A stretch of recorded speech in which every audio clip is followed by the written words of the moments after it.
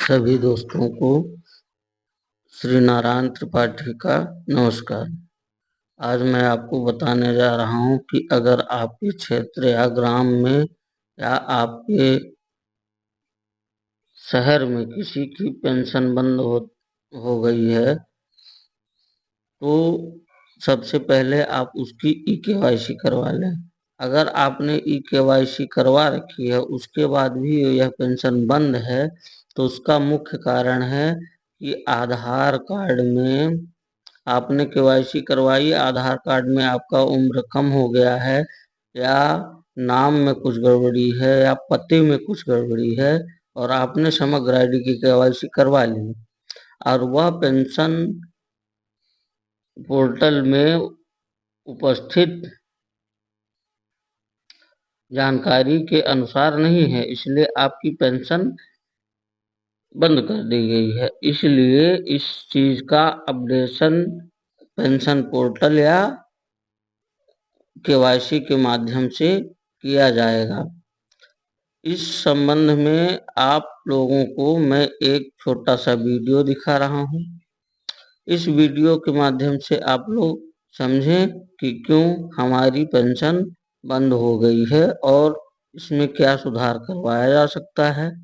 सबसे पहले मैं चाहूँगा कि आप हमारे इस चैनल को ज़्यादा से ज़्यादा सब्सक्राइब कर लें, जिससे आप सभी को इस तरीके की महत्वपूर्ण जानकारी हम वीडियो के माध्यम से प्रदान कर पाएँ और आप लोगों की सहायता कर पाएँ। आइए चलते हैं अपने वीडियो की तरफ और वहां देखते हैं कि क्या आदेश हुआ है। तो ठीक है दोस्तों, सामाजिक सुरक्षा पेंशन पोर्टल socialsecurity.mp.gov.in ये है हमारा पोर्टल है। इस तरह से होम पेज आ जाता है। इसी से सारे पेंशन के संबंधित कार्य जो हैं होते हैं।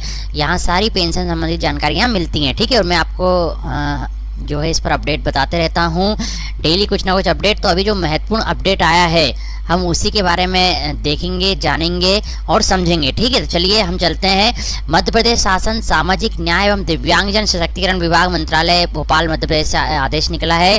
क्रमांक आप देख सकते हैं, भोपाल दिनांक 10/6/2024 10 जून 2024 को निकला है। प्रति समस्त कलेक्टर, समस्त मुख्य कार्यपालन सीईओ जिला पंचायत, समस्त आयुक्त नगर निगम, समस्त मुख्य कार्यपालन अधिकारी सीईओ जनपद पंचायत, समस्त मुख्य नगरपालिका अधिकारी नगरपालिका नगर परिषद मध्य प्रदेश। विषय महत्वपूर्ण यही है, समग्र पोर्टल पर आधार ई-केवाईसी के तहत अपात्र पेंशन हितग्राहियों का भौतिक सत्यापन कराने के संबंध में। ठीक है, तो समग्र पोर्टल पर आपको पता ही है, ये हमारा समग्र पोर्टल समग्र.gov.in, तो इसमें हमने ई-केवाईसी करी ही है प्रत्येक व्यक्ति की और कर भी रहे होंगे। तो समग्र पोर्टल पर जब ई-केवाईसी करी है तो उसमें क्या हुआ है, समग्र पोर्टल जब आधार ई-केवाईसी के तहत अपात्र पेंशन हितग्राहियों का भौतिक सत्यापन कराने के संबंध में कुछ व्यक्ति अपात्र हो गए हैं। कई चीजें हो सकती है, मान लीजिए 60 साल से कम के होंगे ई-केवाईसी में तो अपात्र हो गए होंगे। कई सारे ऑप्शंस होंगे, बीपीएल नहीं जुड़ा होगा तो अपात्र हो गए होंगे, और भी जो कारण है वो हम देख रहे हैं। तो ध्यान से देखिएगा। तो समग्र पोर्टल पर आधार ई-केवाईसी के तहत अपात्र पेंशन हितग्राहियों का भौतिक सत्यापन कराने के संबंध में संदर्भ दिया हुआ है। यहाँ पर आप देख सकते हैं, संदर्भित पत्र के माध्यम से समस्त पेंशन हितग्राहियों का समग्र पोर्टल पर आधार ई-केवाईसी कराने हेतु लेख किया गया था।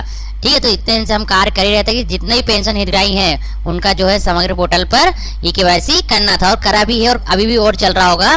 तो आधार ई-केवाईसी अभियान के दौरान पेंशन हितग्राहियों की जानकारी समग्र पोर्टल पर आधार में दर्ज जानकारी जैसे नाम, आयु, लिंग, आयु, पता इत्यादि के आधार पर ही पेंशन पोर्टल पर अपडेट की जा रही है ना। जैसा समग्र पोर्टल में ई-केवाईसी हुई है, सेम वैसे की वैसे ही पेंशन पोर्टल जो सोशल सिक्योरिटी पेंशन पोर्टल है, इस पर भी सेम वही अपडेट की जा रही है।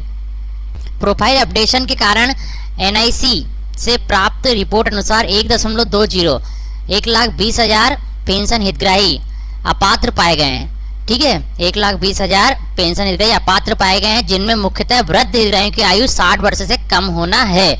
जी हाँ दोस्तों, जैसे हमें पता है वृद्धावस्था पेंशन कब शुरू होती है, 60 वर्ष से अधिक होने पर, है ना। अब यदि समग्र पोर्टल से ई-केवाईसी करा है और यदि आधार में उम्र जो है 60 से कम है तो आधार ई-केवाईसी हुआ है तो वो वृद्धावस्था पेंशन से हट जाएंगे। तो इसीलिए 1.20 लाख मतलब 1,20,000 पेंशन हितग्राही अपात्र पाए गए हैं, जिनमें मुख्यतः वृद्ध हितग्राहियों की आयु 60 वर्ष से कम होना है। साथ ही कुछ प्रकरणों में वैवाहिक स्थिति में परिवर्तन होने के कारण भी कुछ हितग्राही अपात्र हुए हैं। वैवाहिक स्थिति कैसे, मान लीजिए विधवा पेंशन मिल रही है और उसमें जब ई-केवाईसी कराया तो उसमें जो है मेरिट कर दिया गया, विवाहित कर दिया गया है ना, तो उसमें भी वैवाहिक स्थिति में यदि परिवर्तन हुआ है तो भी हितग्राही अपात्र हो गए। विडो से यदि विधवा से यदि वापस मैरिड हो गई हैं शादीशुदा तो अपात्र हो गए हैं। ऐसे कई कारण हैं। उक्त प्रकरणों की पेंशन अपात्र होने के कारण बंद कर दी गई है। तो ऐसे जो भी प्रकरण हुए हैं 1,20,000 उनकी पेंशन अपात्र होने के कारण बंद कर दी गई है। ऐसे हितग्राहियों को सर्वप्रथम उनका आधार कार्ड जैसे नाम, आयु, लिंग, पता इत्यादि सही अपडेट करवाना होगा। तो सबसे पहले क्या करना पड़ेगा, यदि ऐसे हितग्राहियों की पेंशन बंद हो गई तो उनको जाकर सबसे पहले आधार सेंटर पर आधार कार्ड अपडेट कराना होगा। इसके पश्चात ही आधार कार्ड में भी स्पेशल नाम, आयु, लिंग, पता और इत्यादि है ना। इसके पश्चात पात्रता अनुसार पुनः आवेदन प्रस्तुत करना होगा। अब एक बार बंद हो गई है पेंशन तो उसी को रिस्टार्ट नहीं कर पाएंगे, अब फिर से पुनः आवेदन करना पड़ेगा। यही सोशल सिक्योरिटी वाले ऑप्शन से जो मैंने आपको बताया भी है। पेंशन योजना है तो ऑनलाइन आवेदन पर आप क्लिक करते हैं तो नई विंडो ओपन होती है, यहाँ से आप जो है ऑनलाइन आवेदन कर सकते हैं। ठीक है, जिला स्थानीय निकाय सेलेक्ट कर समग्र आईडी डालकर आप आवेदन ऑनलाइन कर सकते हैं। और भी मैं बता दूंगा आगे भी आपको इस पर किस तरह से घर बैठे आप आवेदन कर सकें। तो करना क्या है कि अब यदि पात्र हैं और बंद हुई तो इसके पश्चात पात्रानुसार पुनः आवेदन प्रस्तुत करना होगा। तब संबंधित निकाय द्वारा परीक्षण उपरांत पात्रता के आधार पर पुनः पेंशन स्वीकृत की जाए। एवं एरियर्स, अब मान लीजिए 2 महीने से बंद हो गई है या 3 महीने से बंद हो गई है तो उनका एरियर भी मिलेगा इकट्ठा, है ना, उनके जो पैसे रह गए वो भी। तो एरियर के लिए पात्र हितग्राहियों का प्रस्ताव जिला कार्यालय के माध्यम से संचालनालय को प्रेषित किया। तो ऐसे पात्र हितग्राहियों का प्रस्ताव क्या करना है, जिला कार्यालय के माध्यम से संचालनालय को प्रेषित किया जाए। उल्लेखनीय है कि जिन हितग्राहियों के नाम आधार ई-केवाईसी में अपात्रता के आधार पर पेंशन पोर्टल से पृथक किए गए हैं, ठीक है, किनका, जिन हितग्राहियों के नाम आधार ई-केवाईसी में अपात्रता के आधार पर पेंशन पोर्टल से पृथक किए गए हैं, उन हितग्राहियों के संबंधित जिले की सूची संलग्न है। तो सूची भी इसमें संलग्न है। अतः उपरोक्त अनुसार कार्यवाही 15 जुलाई 2024 के पूर्व सुनिश्चित की जाए, जिससे पात्र हितग्राहियों की पेंशन पुनः प्रारंभ हो सके। संभव है कि ऐसे हितग्राही आगामी समय में जन सुनवाई एवं सीएम हेल्पलाइन इत्यादि में शिकायत करेंगे। उक्त स्थिति में आयुक्त, नगर निगम, मुख्य कार्यपालन अधिकारी, जनपद पंचायत, मुख्य नगर पालिका अधिकारी, नगर पालिका, नगर पंचायत पूर्णतः जिम्मेदार होंगे। यदि व्यक्ति पात्र है और उनका हट गया है आधार ई-केवाईसी के जरिए समग्र पोर्टल के माध्यम से किसी भी कारण से, तो जन सुनवाई और सीएम हेल्पलाइन इत्यादि शिकायत करेंगे तो ये जो है पूर्णतः जिम्मेदार होंगे। तो सचिन सिन्हा जी, प्रमुख सचिव महोदय, मध्य प्रदेश शासन सामाजिक न्याय एवं दिव्यांगजन सशक्तिकरण विभाग द्वारा मध्य प्रदेश द्वारा यह आदेश निकाला जा चुका है और प्रतिलिपि भी दी जा चुकी है। ठीक है, तो दोस्तों इसमें हम देख लेते हैं एक टेबल में ये दिया हुआ भी है कि आधार ई-केवाईसी के उपरांत अपात्र पाए गए पेंशन हितग्राहियों की संख्या। इसमें डिस्ट्रिक्ट नेम, जिले का नाम है, सभी पेंशन दी है यहाँ पर। Indira Gandhi national old age pension scheme, जो वृद्धावस्था रहती है, इंदिरा गांधी वृद्धावस्था पेंशन योजना, उसमें कितने अपात्र हुए हैं वो। ऐसा social security old age pension scheme, जो सामाजिक सुरक्षा वृद्धावस्था पेंशन है वो। CM social security Kalyani scheme है ना, जो विधवाओं के लिए चलती है कल्याणी स्कीम वो।